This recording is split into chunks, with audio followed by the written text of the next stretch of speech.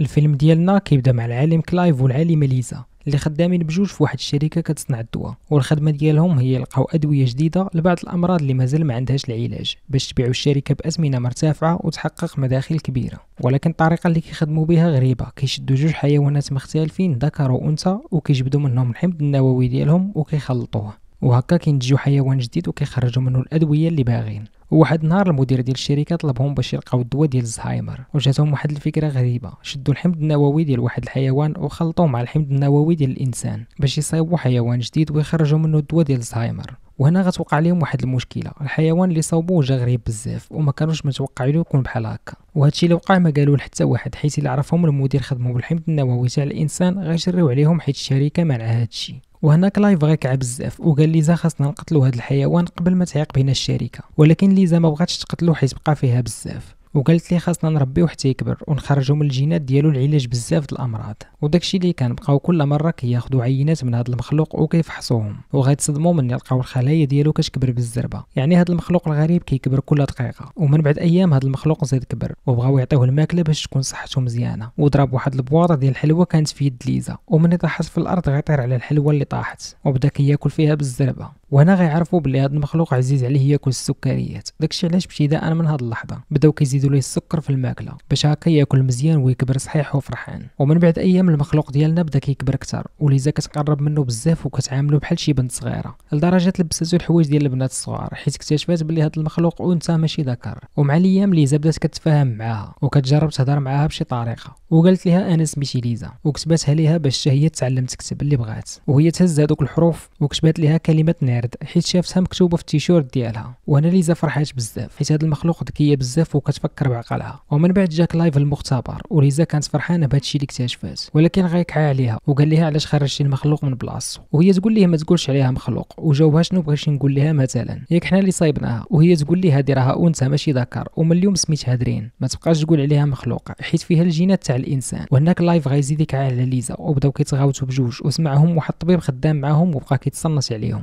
ووصل غواتو الصداع ديالهم درين غطير على داك الطبيب وطيحاتو وبغات تضربو بالشوكه اللي عندها، وليزا غوتت عليها باش تحبس وقالت لها رجعي لبلاصتك. وهنا كلايف بغى يشرح للدكتور الفيلم كامل ولكن هرب بكثره الخلع اللي تخلع، وليزا وكلايف عرفوا بلي هذه هي الاخره ليهم وداروا درين في واحد الكرتونه كبيره وهبطوها للديبو باش يخبيوها، وهكا بقى درين في هاد الديبو لايام طويله وبقات كتكبر حتى ولا الشكل ديالها بحال الانسان، وممكن نعتبروها نصها حيوان ونصها انسان. وهنا كنشوفوا الرئيسه ديال الشركه مديره واحد المؤتمر صحفي وكتوريهم الحيوانات الجداد اللي صايبوهم كلايف وليزا، وكانوا جوج حيوانات ذكر وانثى. ومني سالت الرئيسه الكلمه ديالها جات النوبه ديال كلايف وليزا باش يهضروا ويشرحوا لهم كيفاش تمكنوا من صنع هاد المخلوقات. وشويه هاد المخلوقات بجوج بداو كيتضاربوا وبقاو كيتقاتلوا حتى واحد فيهم قتل الاخر، وهادشي وقع قدام الناس اللي حاضرين والشركه تشوهات السمعه ديالها. ومن بعد المديره عيطات لهم بجوج باش يشرحوا ليها هاد الفضيحه اللي داروا الشركه، وقال لها كلايف هذوك المخلوقات وقع لهم مشكل، حنا في الاول صوبناهم ذكر وانثى باش يعيشوا مع بعضياتهم بجوج، ولكن فاش ضاربوا وماتوا قلبناهم ولقينا الانثى تحولت وولات ذكر، داكشي علاش هجموا على بعضياتهم.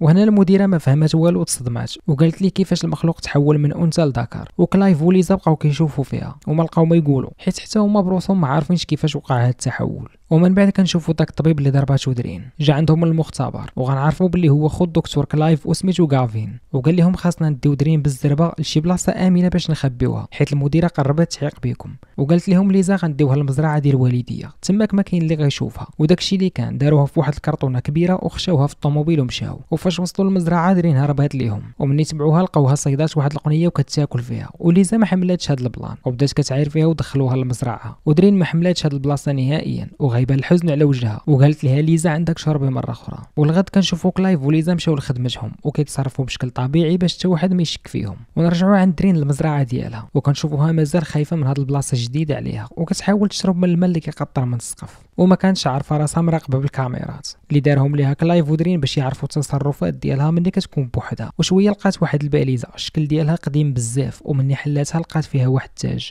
وهي تهزو ودارتو على راسها، ولقات شي صور قدام ديال ليزا مصوره هي وباها فاش كانت صغيره وبحال جاتها الغيره منها، وهزات المونيكه ديالها وبقات كتقيس فيها وهي حزينه. وشويه بان ليها واحد القط وهي طير عليه وبغات تاكلو، ولكن بقى فيها وعنقاتو وحنات فيه، وفي الليل كنشوفوا ليزا وكلايف جاو عندها وطيبات ليها ليزا الماكله وعطاتها ليها وكتبات ليها هاد الكلمه اللي كتعني باللي راها مقلقه منها. وكلايف بقى مصدوم حيت ما كانش عارف درين كتعرف تكتب وتواصل مع ليزا، وشويه كتبات ليها كلمه اخرى اللي كتعني باللي راها بغات تخرج، ولكن ليزا ما بغاتش حيت خايفه عليها. ودرين كعت بزاف وقلبات عليها الطابله واللي جات قدامها كطيحها، وليزا حتى هي تعصبات وبدات كتخاصم عليها. وشويه درين طلعت في واحد الحبل نازل من الفوق وهرسات الدجاج ديال السقف وطلعت فوق الدار، وتبعوها بجوج كيجريو وبداو كيطلبوا فيها باش تنزل، ولكن ليزا خرجت واحد الجناوح من تحت يدها اول مره غيشوفوهم عندها وبدات كتستعد باش تطير. ولكن كلايف بدا كيطلب فيها وقال لها ما تمشيش حيت كنبغيوك بزاف، وهي تقيسها هضرته وجات كتجري لعندو عنقاتو. والغد كنشوفوه مشى للخدمه ديالو، وليزا مشات عند درين المزرعه باش تشوفها ولبساتها حوايج زوينين ودارت لها الماكياج وقالت لها انت دابا وليتي امراه ما بقيتيش بنت صغيره. وفي الاخر خدات لها القطه ديالها ودرين تعصبات وبقات كتبكي بوحدها. وشويه جا عندهم كلايف بعد ما سال الخدمه ديالو وداز عند ليزا هي الاولى، ولكن لقاها غارقه في النعاس. ومن دخل عند درين لقاها كتبكي حيت حيدات ليها ليزا القطه ديالها، وهو يخدم ليها كلايف الموسيقى وبدا كيشطح معاها باش ينسيها. وشويه درين بدات كتصرف بحال الانسان وكتحاول تقلد ليزا، وهذا الشيء دخل الشك لكلايف. وهو يمشي عند ليزا وسولها وقال لها واش الحمض النووي ديال درين هو نفسه الحمض النووي ديالك، وهي تقول ليه نهار فاش بغينا نصايبوها خلطت الحمض النووي ديالي مع الحمض النووي ديال داك الحيوان، داكشي علاش انا وياها دابا عندنا نفس الدم. وهنا كلايف تصدم بزاف حيت ما كانش عارف هادشي وكان كيحساب ليه درين حيوان 100%، ولكن صدقات نصها حيوان ونصها انسان. ومن بعد هادشي كنشوفوا ليزا مشات عند درين ورجعت ليها القطه ديالها باش هكا تقرب منها وطلب منها المسامحه. ولكن درين فاش شدات القطه خشات فيها الشوكه ديالها وقتلاتها، وطارت على ليزا حتى هي ولاحتها في الارض وخدات منها الساروت، وهي تمشي للباب وحلاتو وخرجات. وكانت هذه اول مره تشوف فيها الشمس في حياتها، ولكن قبل ما تمشي جات ليها ليزا من اللور وضرباتها للراس حتى غيبات، وهي تهزها وحطاتها فوق الطابله ودارت لها عمليه جراحيه وحيدت لها الشوكه تاعها. وفي نفس اللحظه دخل كلايف وبقى مصدوم من شاف ليزا وسولها على شنو كدير ليها، وهي تقول ليه كندير داكشي اللي كان لازم نديرو من شحال هادي، وهي تهز ديك الشوكه ديالها وخرجات.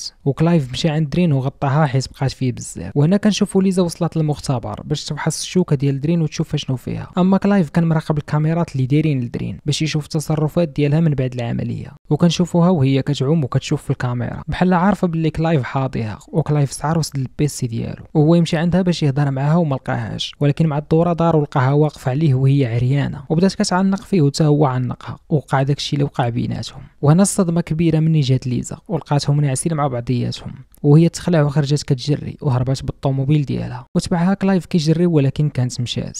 ومن بعد من يتبعها للدار ما بغاتش تهضر معاه وقالت ليه انت واحد الانسان مريض كيفاش قدرتي تنعس مع هذا الحيوان، وقال لها راك انت اللي مريضه حيت انت السبب ديال هذا الشيء كامل، وانت اللي صايبتي هذا الحيوان مني حقنتيه بالحمض النووي ديالك حتى خرج لينا هذا المخلوق بحال الانسان. وشويه جلسوا بجوج وبداو كيفكروا في الحل، والحل اللي لقاوه هو يقتلوا درين ويتهناو منها نهائيا. ومن بعد ما خداو القرار ومشاو لعندها المزرعه لقاوها كتعوم في الحوض ديالها، ولكن مني جبدوها منه لقاوها كاع ما كتنفس وكيحسب ليهم باللي ماتت. وبقات ليزا كتبكي عليها حيت واخا هكا كانت كتبغيها بزاف. ومن بعد خرجوها لبرا ودفنوها وحرقوا الحوايج ديالها. وشويه جا عندهم غافين خو كلايف وكان معاه المدير الكبير ديال الشركه، وبدات الارض اللي دافنين فيها درين كتحرك والمدير غيطير من حداهم لفوق الشجره بحال خطفوا شي واحد، ومن نسناو عليه بالبيل لقاوه ميت فوق الشجره وكان درين واقفه حداه. وهنا غتوقع اغرب حاجه وهي ان درين تحولات من ذكر لانثى ولا الشكل ديالها تاع ولد. وشويه غفلاتهم وهي تخطف غافين من حداهم بالزربه، وبدا خو كلايف كيجري يقلب عليه، ولكن ليزا بغات تهدنو وهو يتشاد معاها وطاح ليه البيل في الماء. ومني تلاح باش يجبدو خرج ليه درين من تحت الماء وشدو، وليزا مني شافته بغات تهرب منه ولكن دخلت في واحد الشجره وضرباتها في راسها. ومني طاحت في الارض غيجي ليها درين وهو طلع فوقها بحال شي انسان، وهي تقول ليه شنو بغيتي مني، وقال لها كتعجبيني. ويلا بغى يبدا يتكرفس عليها، جاه كلايف في اللحظه المناسبه وخشى ليه واحد الحديده في ظهره، ولكن هاد الضربه كامله ما قطعتش فيه وضرب كلايف قلبه بالشوكه ديالو وقتلو. ولكن جات ليزا وضرباتو ضربه اخرى بواحد الحجره للراس وبقات كتعطيه حتى قتلاتو. ومن بعد شهور طويله على هادشي اللي وقع كنشوفوا ليزا في الدار وكرشها كبيره بسبب الحمل ديالها، وهذاك الولد اللي في كرشها غيكون هو الولد ديال الكائن العجيب درين اللي كانت عدى عليها قبل ما تقتلو. وكانت هذه هي النهايه ديال الفيلم. الى عجبكم الملخص اشتركوا في قناه مول الافلام باش يوصلكم ملخصات افلام جديده.